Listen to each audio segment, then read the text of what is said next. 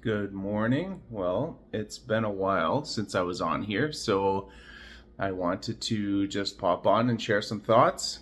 And it's really, really interesting how time flies, time goes by, and certain things take over. So, essentially, I know I've talked about um, the need to let go of planning.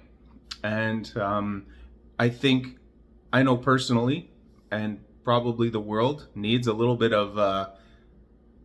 more impulsiveness, and maybe that doesn't sound so good. Um, we need to act on our gut. We need to plan a little bit less in a lot of ways. Obviously, that doesn't, sound ideal for certain things, but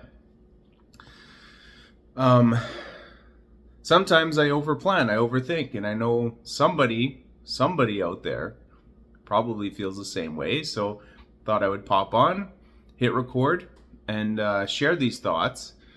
And man, the world is changing in a lot of ways, and I think there are certain things that are getting worse for those people that have that tendency, where you want to make things right, you want to do a good job at a lot of things, and you see other people doing a really, really good job. Let's just say, for example, right here, there are people on YouTube putting out incredible videos, probably scripting their videos super well, editing the videos, and you just see people getting millions of views. And then you get this tendency, or at least I think, I like to say, and I try to not have this tendency to care. YouTube is not a business for me. To let that go, to not let it be something that I want to strive for, but or aim for in terms of planning. For sure, I want to do, a good thing, a good job, whatever it is that I'm trying to do. I want to do it well, and that might include videos like this. But when I come down to thinking about something way too much, it also just kills it. It won't happen. So that might happen again. I'm sure it will, where I have an idea and the execution part of it is, time consuming, because I allow myself to get stopped from just putting this out there. And I mentioned that I think things are getting worse, where we are exposed to so much perfection. And honestly, it's probably mostly through the phone, and through social media and YouTube. And I'm sure somebody again out there will agree that when you're exposed to seeing somebody in your profession, let's say, you're a salesperson or something like that, and you just see people out there putting videos that are getting millions of views, talking about, like their successes and how they're trying to get past a certain barrier, but then all of a sudden you see that barrier is beyond what you're even, achieving currently.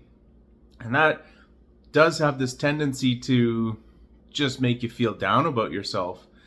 I'm sure there's research on this where we are just exposed to so much online of people that are not your everyday average people that you're going to be exposed to in your everyday community. The average person historically, I love learning about how humans lived thousands of years ago. And ancient humans only ever worked with up to a couple hundred people at most, lived with their community. And so now, when we have social media that can narrow down the absolute top performers in any field, out of millions of people, you're going to get the top real estate agents and the top whatever finance people or salespeople in any field putting out videos, paying editors, putting out really good content, doing a good job of it. But then it makes you think less of yourself. And I don't know how to fight that right now. I think that is a problem that we all have to face. And it's not going to be about, telling YouTube or telling Facebook to do a better job of monitoring people's behaviors and stuff like that. It's just the world we live in.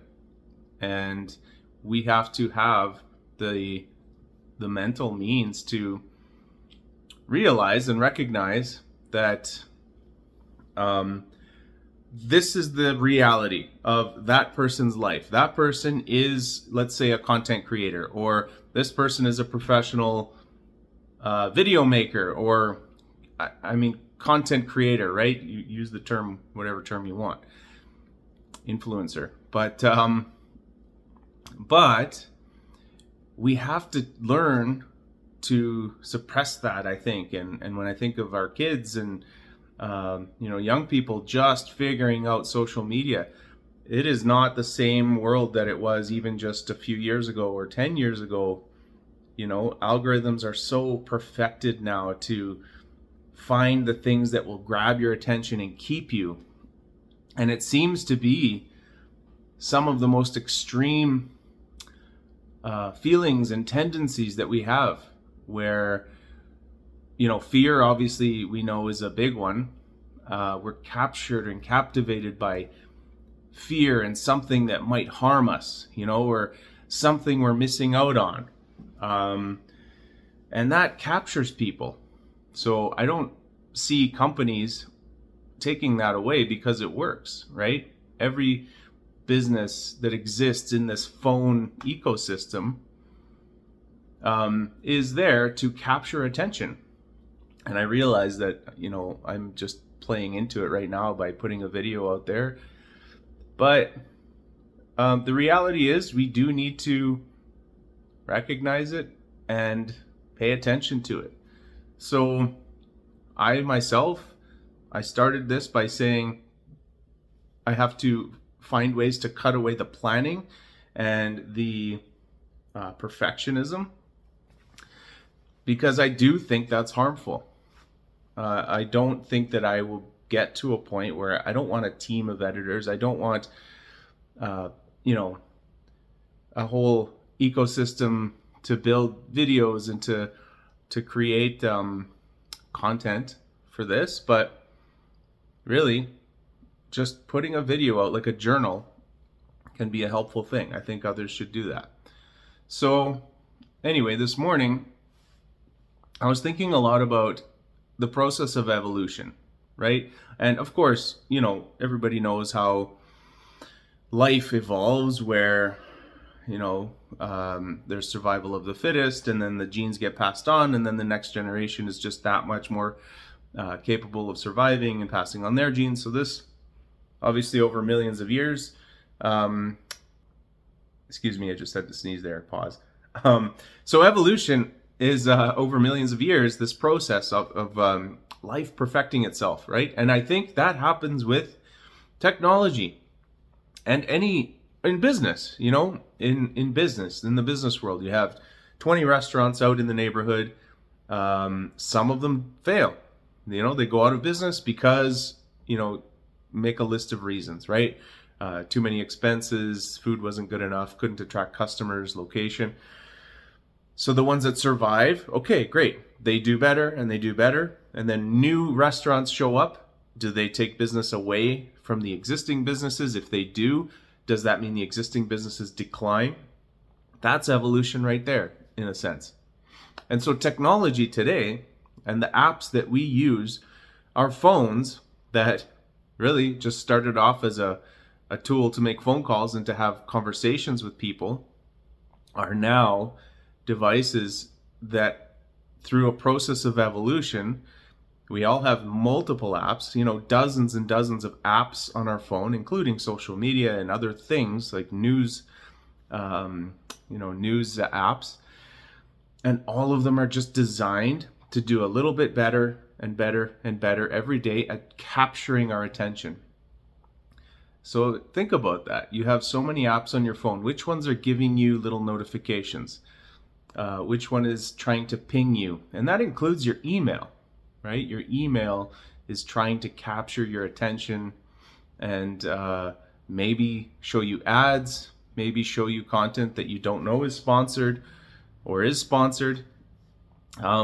So every day, every time you click, the thing learns a little bit better how to capture your attention or how your tastes are evolving. So that evolution exists, basically. And I think it's so fascinating and something that we need to recognize really intentionally, right? I know that word gets overused a little bit, but to recognize intentionally, so we're not just passively going about our day and all of a sudden we've spent 10 hours on our phone. A lot of it has to be productive, but there are so many things that we all did not need to be exposed to.